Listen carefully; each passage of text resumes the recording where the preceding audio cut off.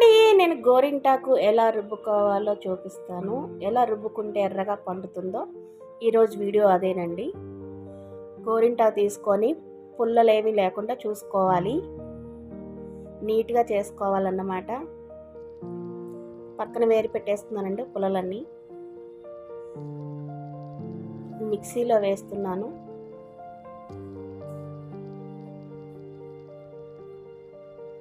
మిక్సీలో ఎక్కువగా వేసుకోకూడదండి, ఆకు కొంచెం కొంచెం వేసుకొని రుబ్బుకోవాలి. కొంచెం పెరుగు వేసుకుంటున్నాను.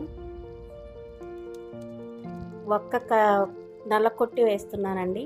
ఒక తమలపాకు వేస్తున్నాను. ఇలా వేసుకుంటే ఎర్రగా పండుతుందన్నమాట.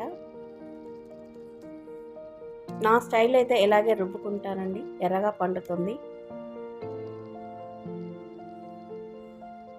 అపార్ట్మెంట్లో వాళ్ళకి వేరే వాళ్ళకి తీసి పెడుతున్నాను గిన్నెల్లో.